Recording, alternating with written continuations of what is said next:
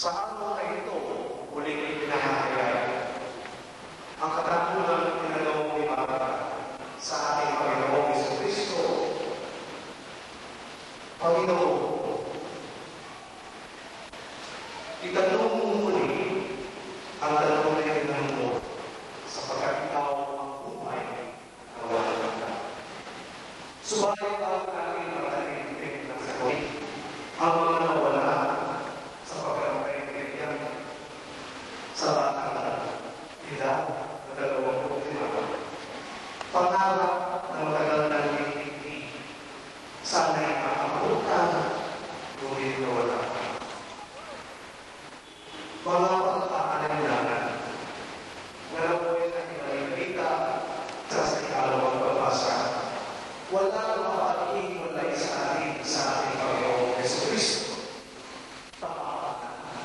Baril ang misyon para sakit sa mga pagkakawa na maging bayaran. Kahit kamatayan, hindi makapag-iwalay sa ating Panginoong Jesucristo. Sa dami ng taong narito ngayon, mismo ikaw wala sa sarili ng kamatayan. Subalit sa pamamagitan, ang pagkamatay ay regal na may ating muli, makakitaw ay mabubuhay na muli. Kung minsan, mahirap sa luminagan, nung unang gabi pumunta ako sa Market at Family, linggo yun, wala ang unang pinatay sa liganan. Walang salita ang lumabas sa aking bibig, sapagkat napakahirap tanggapin ang nangyari dito sa kanya. Subalit, sino ba ako? Sino ba tayo? Sino ba ang bawang isang naganito na buhay ng magdalo? Bakit nagkaganito? Ang magbibigay sa isay at katuturan kung ano man ang nangyari sa buhay niya at sa buhay ng bawang isang naganito. Nakahalit naman ang buhay natin na isinilang sa mundong ibabaw. Huwag lubog kang babalik bilang mundo sa Panginoong Kayaman. Ang katapunan ay, ang kalooban mo ba ay talagang iyong iyahalan, hindi lamang ang iyong mga panlabas na iyong mga pangarap, ang misyon, bayaan magdalang ating. Bayaan kung minsa'y maghintay na hindi masagot ang mga ilang katanungan na nagpapigay sa atin ang hapdi sa puso at kalooban. Subalit narito rin ang katotohanan ng tanging Diyos na ang banal ng krus. Siya ang nagbibigay ng pag-asa sa atin. Tanda ng pagmamahal ng Diyos sa ating lahat. Kaya pinagkalooban kanyang butong na anak upang yakusin at akuin ang katuturan ng buong sanlibutan. Ang panagbuhay ni Marta, Panginoon, sana ay maligsan ng kapayapaan at pagtagama sa kalooban. Kalooban mo na natili sa Panginoong Diyos na ang ating masasabi yan. Dito na ipahayag ang tunay na katuturan natin bilang tao. Taong nakatakdang tumungo sa Panginoong Diyos sa kanyang manilihan. Taong nakatakdang magmahal sa Diyos na siya palaging maagapay sa atin. Mahirap tanggapin. Narito ang bigat ng kalooban. Narito ang araw-araw. Halinawa ang masaysayan ng buhay ni Regan 25 taon ay hindi nawala sa mula. Kundi ito ay magsilbing alaala at patuloy na pagpapahayag ng buhay na Diyos. Diyos na tumatawag sa ating lahat araw-araw at nagsasabi, ako ang tapat na Diyos para sa iyo.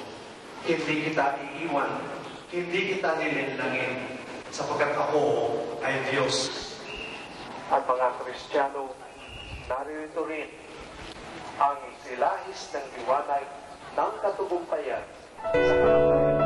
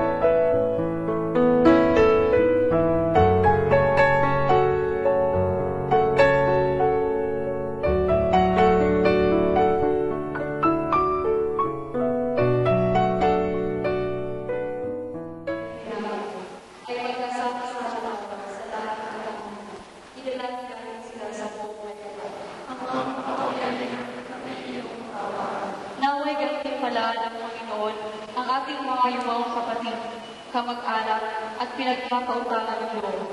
Idalangin natin sila sa buong may kapal. Amang makapangyarihan ng iyong kaawaan.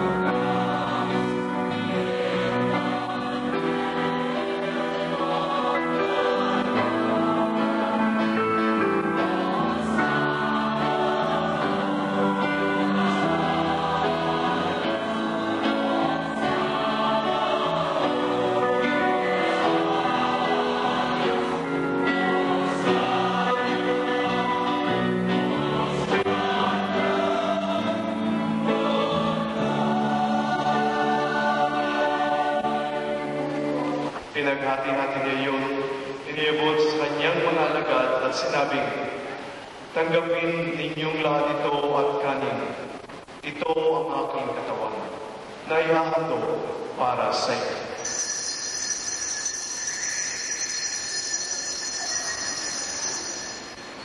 Yang mga alagad at sinabi, "Tanggapin ninyong lahat ito at inumin. Ito ang kalis ng aking dugo, ng bago at walang hanggang tipan. Ang aking dugong ibubuhos para sa inyo at para sa lahat sa ikapagkakaroon